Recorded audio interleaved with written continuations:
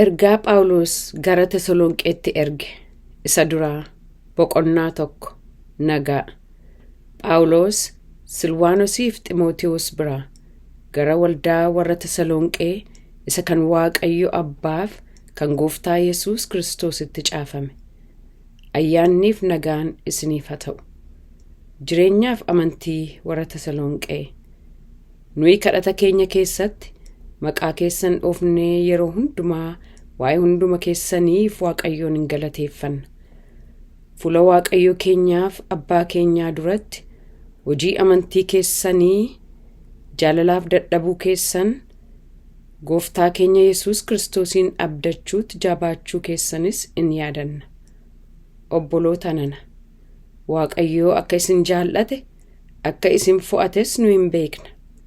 Wangeelli nuyi isiniif lallabne humnaan hafuura qulqulluudhaan akkasumas amansiisa guutuudhaan malee sagalee duwwaadhaan gara keessan hin dhufne.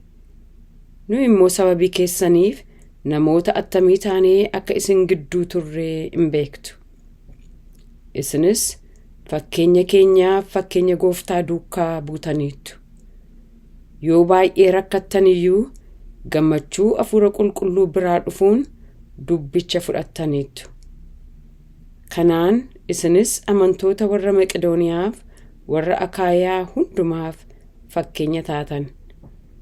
Dubbiin Gooftaa inni isin biraa ka'e Maqedooniyaaf Akaayaa duwwaatti dhaga'ame miti. Amantiin isin Waaqayyotti qabdan iddoo hallatti ba'ee barameera. Waa'ee kanaafis waan jechuun nu barbaachisu tokkollee hin jiru. Nuyi attamitti akka isin gidduutti simatamne isinis Waaqayyo isa jiraataaf isa dhugaadhaaf hojjechuuf attamitti waaqayyoolii tolfaman irraa gara Waaqayyootti akka deebitan isaan ofuma isaaniitiiyyuu hin himu.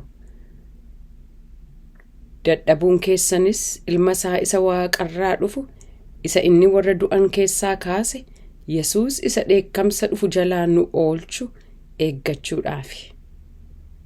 Boqonnaa 2 Mandara sanatti maal akka hojjete yaadachiisuu isaa. Obboloota nana, isin bira dhufuun keenya utuu waa'ee hin baasin akka hin hafne isin ofii keessaniyyuu gaarii gootanii hin beektu.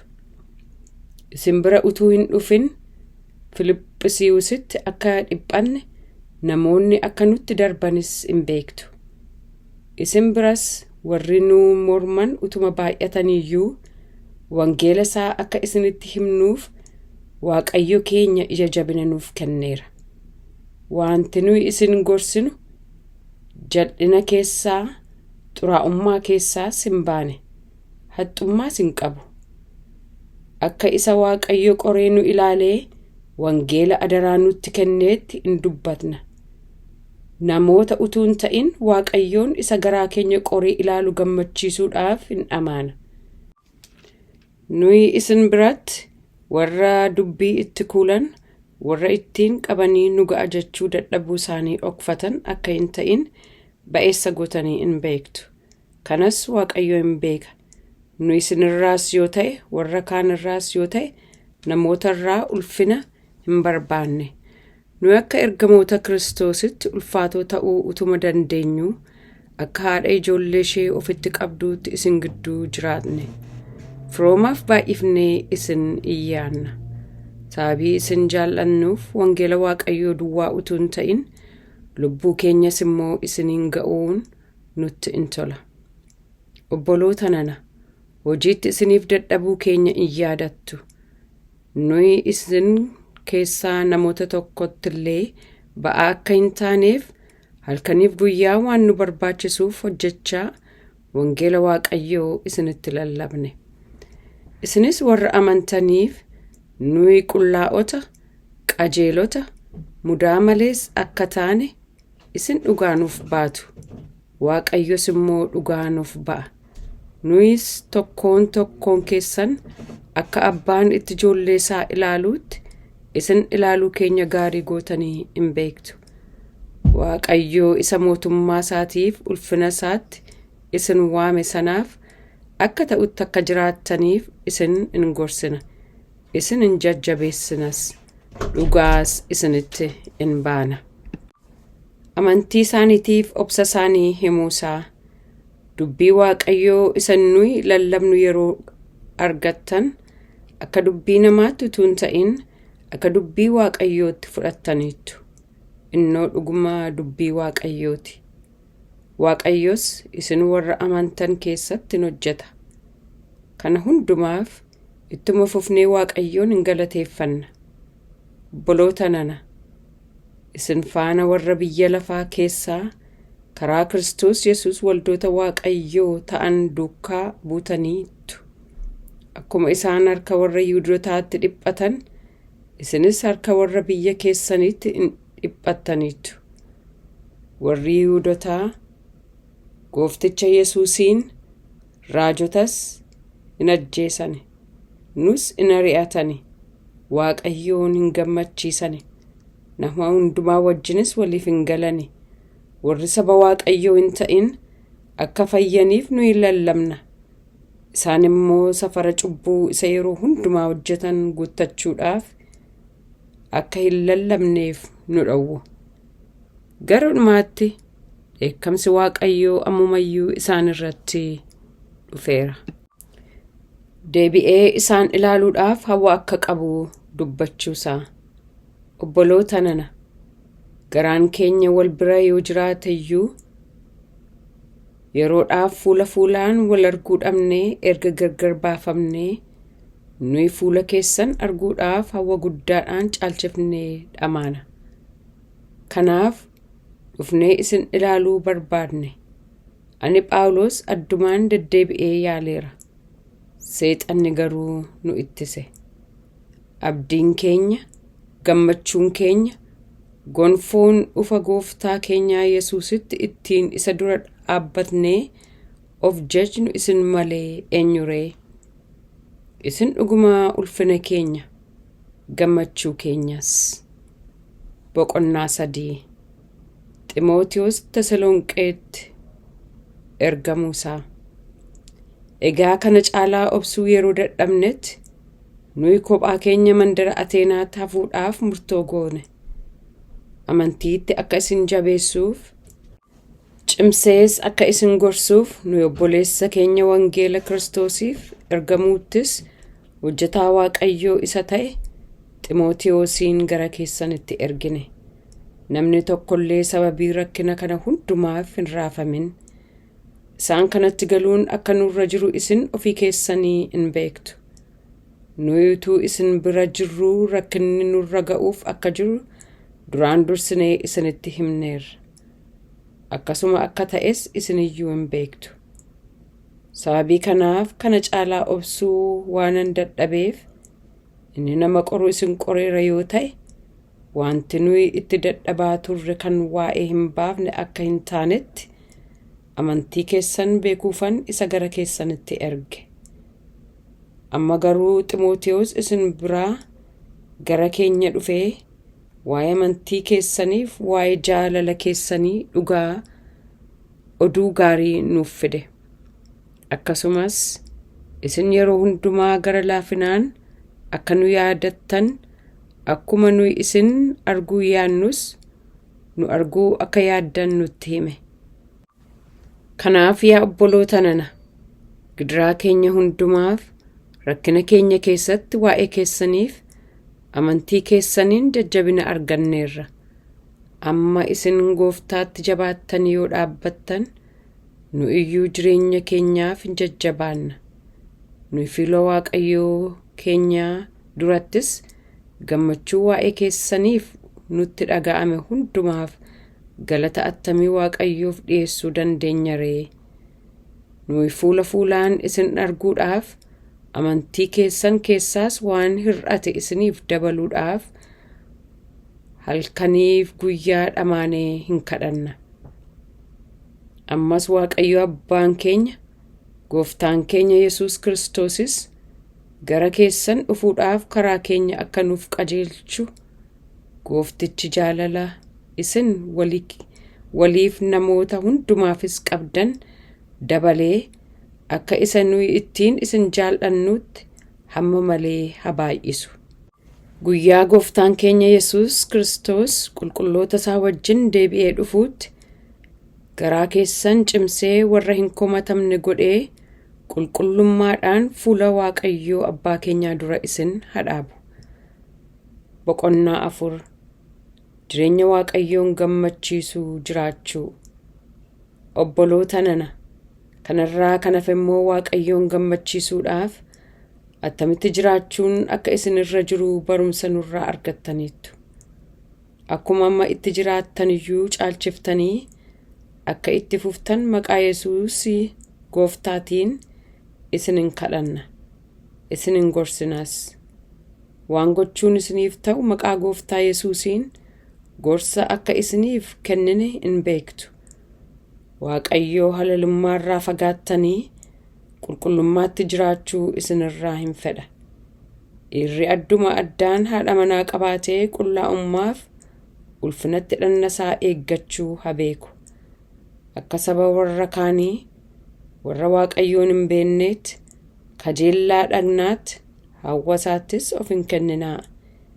Egaa namni kanarra darbee dubbii kanatti hiriyaasaa hin gowwoomsin.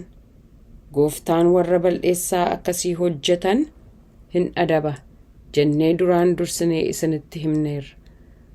Dhugaa isinitti baaneerras. Xuraa'ummaatti utuu hin ta'in qullaa'ummaatti akka jiraannuuf Waaqayyo nu waame. Egaa namni gorsa kana tuffatu Waaqayyoon isa hafuura isaa qulqulluu isiniif kennu tuffata malee namoota tuffata miti. Waa'ee obboloota jaallachuu immoo isiniif caafuun barbaachisaa miti. Wal jaallachuun akka isin barbaachisu Waaqayyo isin barsiiseera. Isinis kanuma duukaa buutanii obboloota guutummaa kutaa biyya Maqedooniyaa keessa jiran hundumaa in jaallattu. Ammas immoo caalchiftanii akka itti fuftan isinin gorsina. Yaa obboloota koo, akkuma nuyi dur isinitti himnetti jireenya gabii jiraachuu, maa'ee keessan dhimma baafachuu, waan ittiin jiraattan argachuudhaaf harka keessaniin itti dadhabdanii hojjechuu ulfinatti lakkaa'adhaa. Akkasitti yoo jiraattan warra alaa biratti ija ulfinaatiin hin ilaalamtu.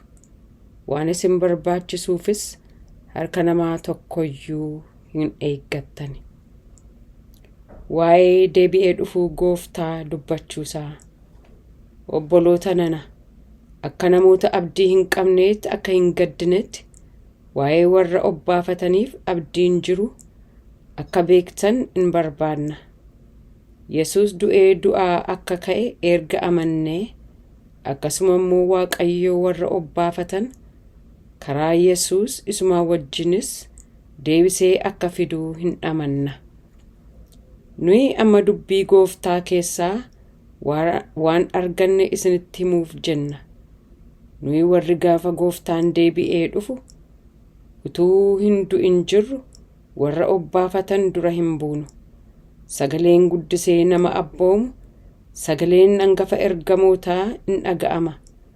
Malakkatni Waaqayyoos in afuufama. Kana hundumaa wajjin Gooftaan Waaqarraa gad in bu'a. Warri Kiristoositti amananii du'an dura hin kaafamu. Kana booddee nuyi warri utuu hin du'in hafne immoo isumaa wajjin qilleensa keessatti Gooftaa simachuudhaaf duumessa keessa ol hin butamna. Ergasii yeroo hundumaa Gooftaa bira hin jiraanna. Kanaafis dubbii kanaan wal jajjabeessaa. Boqonnaa 5. Deebi'ee dhufuu Gooftaaf akka qophaa'aniif gorsuusaa. Yaa obboloota koo, waa'ee barichaaf waa'ee yerochaa garuu isiniif caafuun barbaachisaa miti. Guyyaan Gooftaa akka hattuutti halkan dhufuutti akka dhufu isin iyyuu ba'eessa gootanii hin beektu. Namootni nagaadha gabiidhas utuma jedhanii badiifni itti yaadamin akka ciniinsuun dubartii ulfaatti dhufuutti isaanirra hin ga'a. Kana jalaa ba'uunis hin jiru. Obboloota nana, isin garuu dukkana keessa waan hin jirreef guyyaan sun akka hattuutti isinirra ba'uu hin danda'u. Isin hundumti keessan ilmaan ifaati, ilmaan dukkanaa guyyaatis. Nuyi warra halkanii yookiis warra dukkanaa miti. Egaa kottaa hin dammaqnaa. Of hin qabnas malee akka warra kaanii rafuu hin dhiifnaa. Warri rafan halkan hin rafuu. Warri macha'anis halkan hin machaa'u. Nuyi garuu warra guyyaa erga taanee of hin qabnaa. Madda sibiilaa isa kan amantiif jaalalaa in uffannaa. Abdii fayyinaas akka gonfoo sibiilaatti mataatti hin kaa'annaa. Waaqayyoo karaa gooftaa keenyaa Yesuus Kiristoos fayyina akka argannuuf malee dheekkamsaaf yaadee nu hin qopheessine. Nuyi warri jireenyatti jirrus warri obbaafannes jireenya isaa akka qabaannuuf Kiristoos nuuf du'e. Kanaaf akkuma amma gochaa jirtan wal jajjabeessaa, wal cimsaas. Gara dhumaatti gorsee nagaa dhaamuusaa. Obboloota nana warra isin gidduutti hojiitti dadhaban karaa gooftaas warra isin geggeessaniif isin gorsan ulfinaan akka ilaaltan isin hin kadhanna. Sababii hojii isaaniitiifis herrega jaalalaatiin baay'ee ol isaan qaba. Walii keessan gidduuttis nagaa qabaadhaa.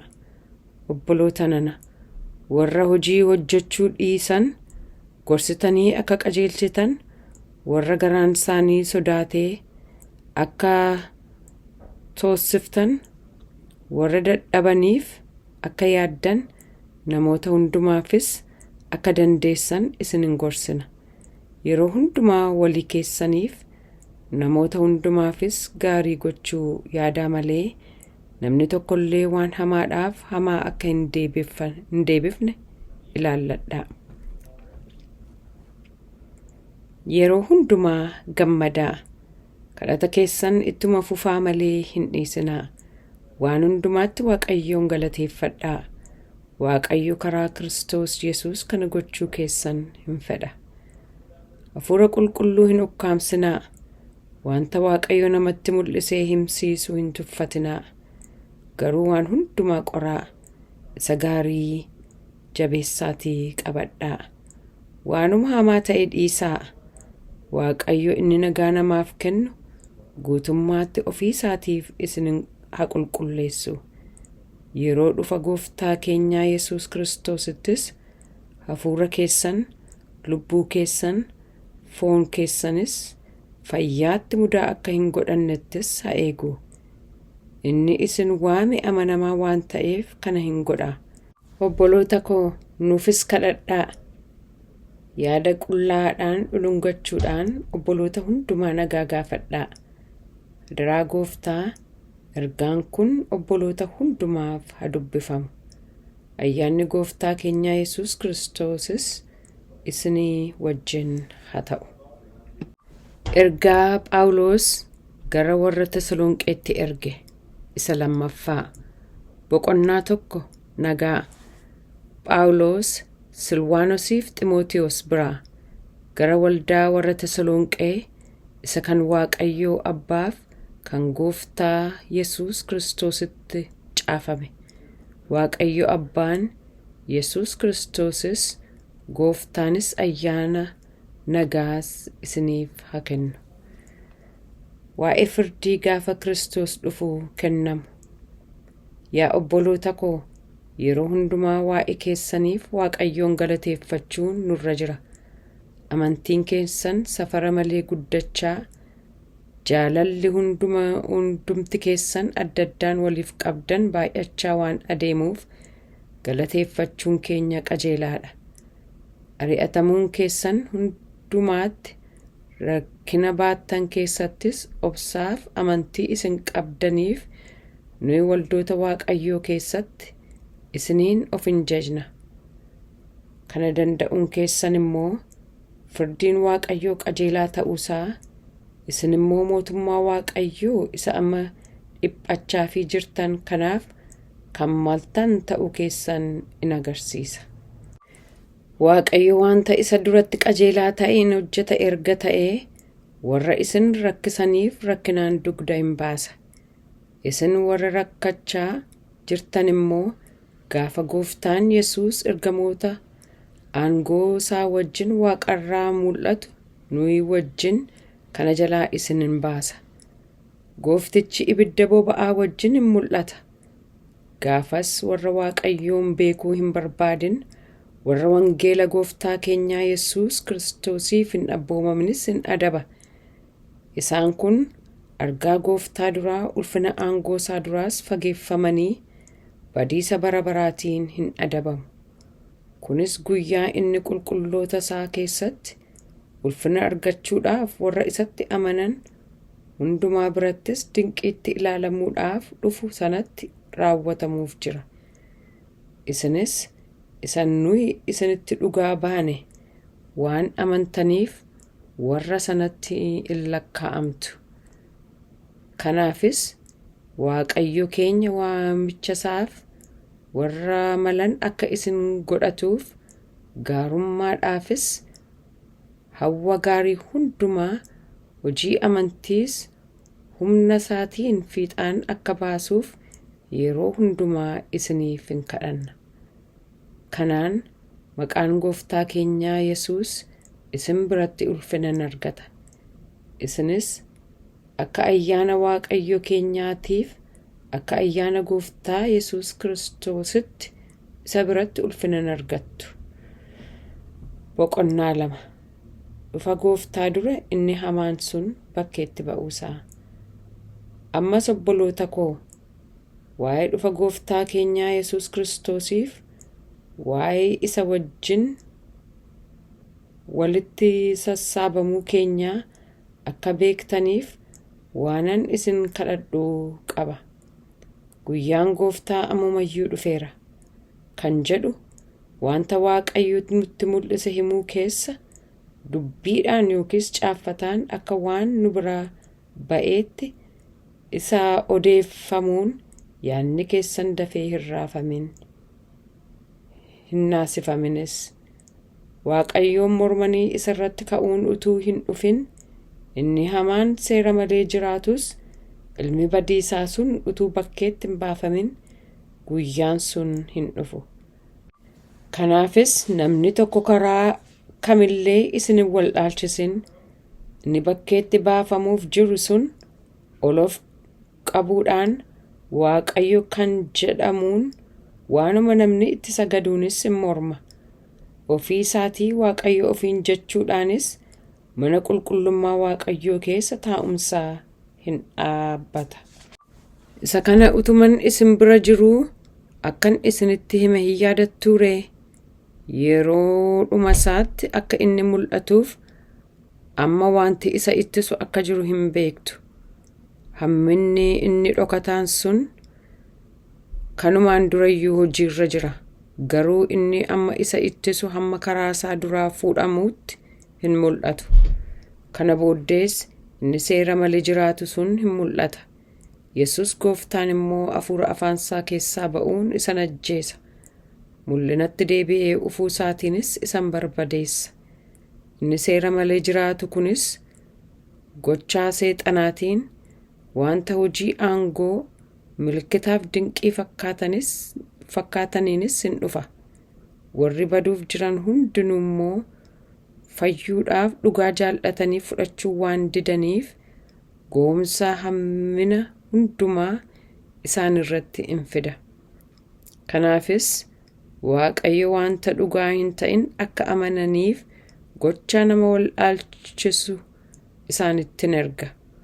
Warra jal'inatti gammadanii dhugicha hin amanne hundumaatti akka faradamu hin godha. Isin fayyinaaf fo'amtan jechuusaa. Obbolootaa warra Gooftaadhaan jaallatamtanii hafuuraan qulqulleeffamuudhaan dhugichattis amanuudhaan akka fayyitaniif Waaqayyo warra jalqabaa godhee waan isin fo'ateef nuyi waa'ee keessaniif yeroo hundumaa Waaqayyoon galateeffachuun nuuf hin ta'a. Ulfina Gooftaa keenyaa Yesuus Kiristoos isinis akka argattanitti inni karaa wangeelaa isa nuyi isiniif finne kanatti isin waame. Egaa obboloota nana, barsiisa dubbii afaaniitiin yookiis ergaa caaffataatiin nu biraa isinitti darbetti qabamaatii jabaadhaa dhaabadhaa.